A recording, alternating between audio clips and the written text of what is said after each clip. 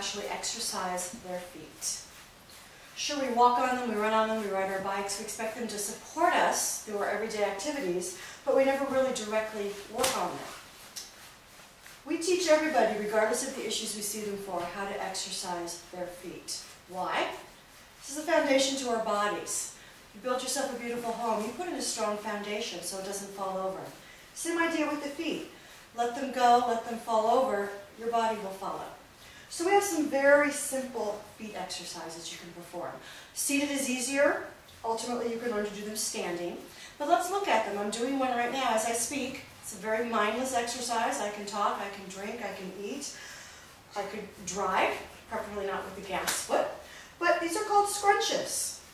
And all I'm doing basically is rubbing my toes underneath my feet, almost as if they're a little itchy and I was just trying to scratch them. Very gentle exercise. You'll notice that my feet are staying very parallel to the floor. I'm not curving them upwards in any way, but rather keeping them flat. And you'll notice that my ankles and my knees are also in line with my feet. So everything is working together, training in a nice straight line. Good. Now, when should you do this exercise? Anytime you're seated, you can do this exercise. Again, it's mindless. You work at a computer all day. You could certainly be typing away and scrunching your feet. It should be gentle enough that you can do it all day. No foot cramps. In the beginning, they might get tired, but they will continue to build strength. Now, what exactly are we doing for your feet? We're working on the arch. Very important structure of the foot. This arch maintains and supports the entire weight of our body. When our feet are side by side, they actually form a dome. So architecturally, the dome is the strongest structure you can have. So, we stand on this structure all day long. Why else do we want our feet to be strong? In these muscles, we have something called mechanoreceptors. This is part of our nervous system that feeds into the proprioceptive system. This tells your brain where you are in space. If you've just stepped on something, your brain knows it because your foot has sent that signal. Over time, when we leave these muscles to fail, your nervous system will fail with it. What that means for you is you will no longer feel the floor. You can step on things without realizing. You can trip and fall much easier. So you really want to maintain this muscle, not just for the foot, but for your entire body for safety issues. Scrunching, very simple. Let's move on. Heel raises. Again, I've maintained my nice straight legs.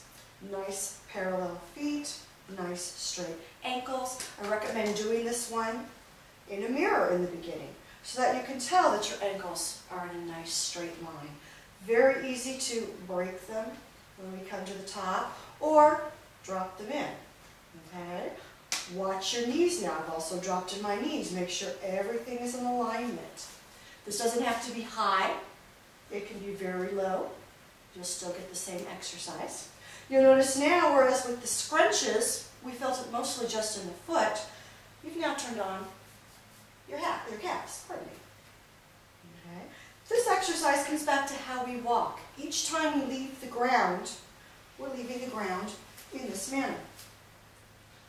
We don't actually get to look behind ourselves and see where our foot is, so we want to train this in now.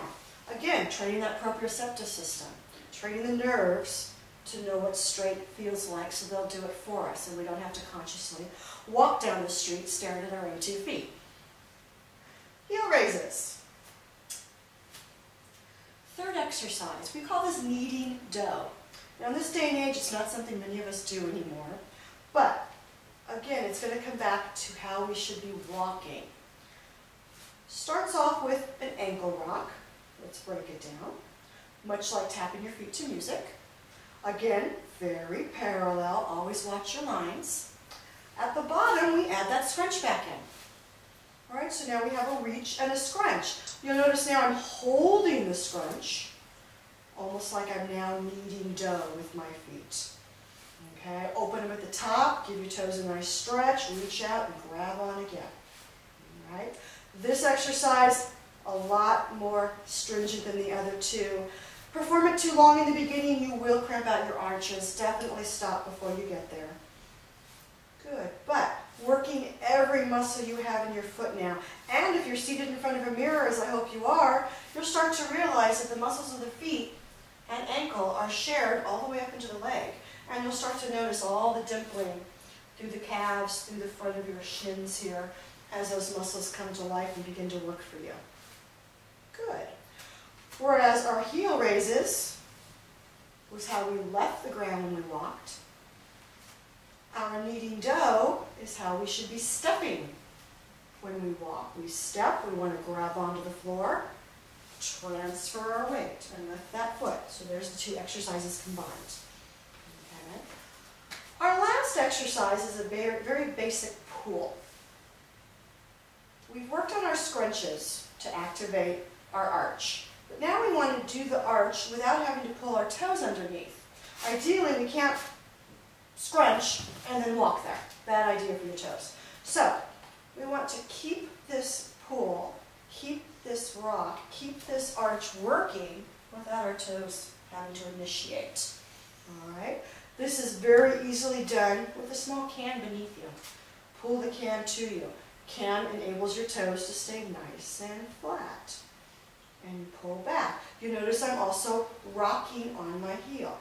I start with a very relaxed Achilles tendon, and then I pull it taut, and the whole foot comes back into place. Relax it, pull it back into place. Okay? Again, each time your heel hits the ground, you want to reach and pull. And now your foot is prepared. There's my arch. I'm strong. I can apply my weight, 100, 200, 300, 400 pounds to that, and I should be stable all day long.